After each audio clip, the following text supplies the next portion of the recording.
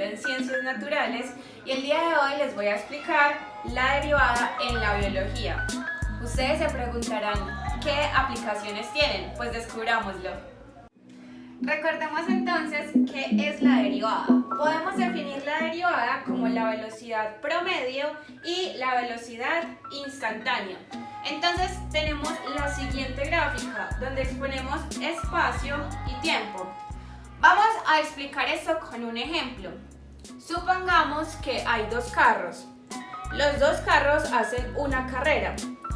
Si yo quiero saber cuál fue la velocidad promedio de cualquiera de esos dos autos, entonces debo dividir entre metros y entre segundos. Esto me dará entonces la velocidad promedio. Pero entonces, ¿para qué me sirve la derivada? La derivada me va a servir para conocer la velocidad promedio, pero en un instante determinado. Eso es a lo que definimos como h. Pero ¿cómo todo esto está relacionado con la biología? Pues bien, en la biología es necesario determinar ciertos elementos. Por ejemplo, la velocidad a la que crecen ciertas bacterias para determinar qué tan grave puede ser una enfermedad. También está la termodinámica, que nos ayuda a definir la temperatura de los grados Celsius. Y por último está la ley de los gases. Con esto podemos determinar la complejidad de cada gas. Empecemos con las derivadas en la termodinámica. La derivada de una función es la razón de cambio de una variable. De forma gráfica, como lo podemos evidenciar acá, es la tangente a la curva en punto, ya que si el límite existe, entonces la derivada se define como derivada de la función de f respecto a una variable a la vez. Esto nos ayuda a determinar el efecto en cada uno de nuestra temperatura, pero esto solo lo lograremos con las ecuaciones de estado.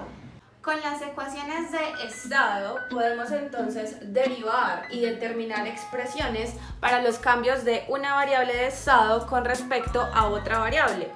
Estas derivadas algunas veces nos permiten obtener conclusiones importantes sobre las relaciones entre los estados. Según Atkins en el 2005, estas derivadas son una técnica muy poderosa para trabajar la termodinámica.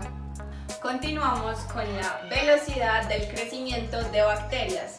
En biología, las derivadas se usan como el uso y reflejo para determinar una cantidad de bacterias dentro de un cultivo. Con esto establecemos si hay una enfermedad en progreso o no.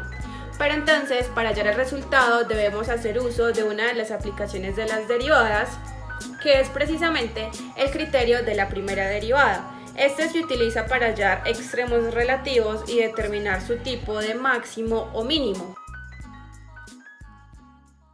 Vamos a evidenciar entonces cómo las derivadas y la biología afectan en el crecimiento de las bacterias. Acá encontramos una gráfica que nos hace conocer el tiempo y la vida de las bacterias. Vamos al caso real. El número de bacterias de un cultivo varía con el tiempo. Entonces, ¿cuál es la velocidad del crecimiento de la población en el tiempo de 7 minutos? Entonces, ¿qué hacemos? Vamos a determinar primero que tenemos 500 bacterias más 50 minutos menos t a la t a la 2. Entonces empezamos con la derivada.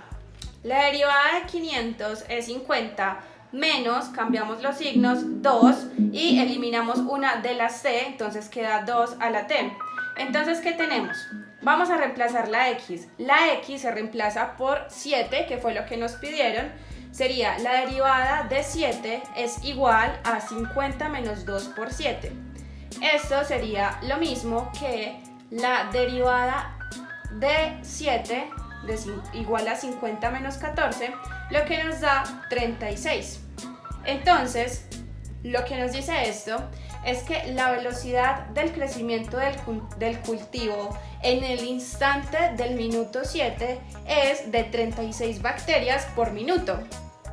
Vamos ahora a ver este otro ejemplo. La virulencia de cierta bacteria se mide en una escala de 0 a 50 y viene expresada por la función bt es igual a 40 más 15t más 9t a la 2 más t a la 3, donde t es tiempo en horas transcurridas desde que comenzó el estudio, que es igual a t igual a 0. Nos piden que indiquemos los instantes de máxima y mínima virulencia en las 6 primeras horas y los intervalos en que ésta crece y decrece. Empecemos. Para que la función tenga un máximo o un mínimo, hay que recordar que debemos hacer la derivada, igualarla a 0. Por eso es que colocamos la derivada de b es igual a 15 más 18t más 3 a la t a la 2. Pero entonces, ¿qué debemos hacer? Igualarla a 0, y por eso es que la ordenamos de este modo. Entonces nos queda que 3t a la 2 menos 18t más 15 igual a 0. No hay que olvidar que debemos de simplificar, por eso acá pueden ver que coloqué t a la 2 menos 6t más 5. Este resultado arroja que el máximo y el mínimo de la función están en el intervalo 0,6. Entonces ya sabemos que junto a estos dos valores debe estar nuestra respuesta, por lo que entonces vamos a ordenar la función. Lo que hacemos acá es que reemplazamos donde va la t por 5, 1 y 6, que es donde están nuestros intervalos. Y esto nos arroja el resultado cuando lo multiplicamos, lo que nos quiere decir que la máxima de la virulencia es 1 hora y la mínima es de 5 horas. Acá colocamos los intervalos de crecimiento y decrecimiento con el signo de la derivada. Nuestros intervalos son 0, 1, 5 y 6. Lo que hacemos con esto es determinar cuándo b crece desde 0 a 1 y desde 5 a 0. Esto nos da la explicación de que crece en 0,1 unido con 5,6 y que decrece en 1,5. Para finalizar, tenemos entonces las leyes de los gases. Debo hacer la aclaración que no es cualquier tipo de gas, solo son los gases ideales. Pero entonces, ¿para qué nos sirven las derivadas en estas leyes? Nos sirven para conocer la forma en que varía la presión con respecto a la temperatura. Ahora bien, debemos de tener el volumen constante, los números de moles de nuestros átomos deben de ser constantes y la temperatura debe de ser constante. Esto nos lleva a la ecuación de estado de la que les hablé antes, y la ecuación de estado, como ustedes saben, es presión, volumen, número de moles, la constante dr y temperatura. Ahora, lo que debemos de hacer es, con nuestra ecuación de estado, empezarla a derivar. Entonces, vamos a utilizar el volumen, el número de moles, nuestra constante R a partir de P.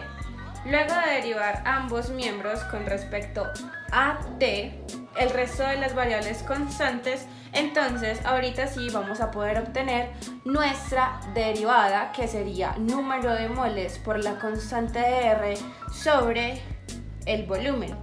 Pero entonces, ¿qué más aplicaciones podemos darle? Está, por ejemplo, la regla de la cadena, que es una de las aplicaciones de las derivadas.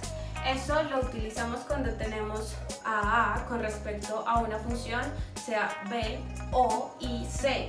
Allí es cuando utilizaremos la regla de la cadena, pero si quieren conocer más tienen que suscribirse a mi canal. Yo soy Laura Suárez y los espero por acá en otra oportunidad para que sigamos conociendo juntos acerca de la ciencia, las matemáticas y demás. Chao, chao.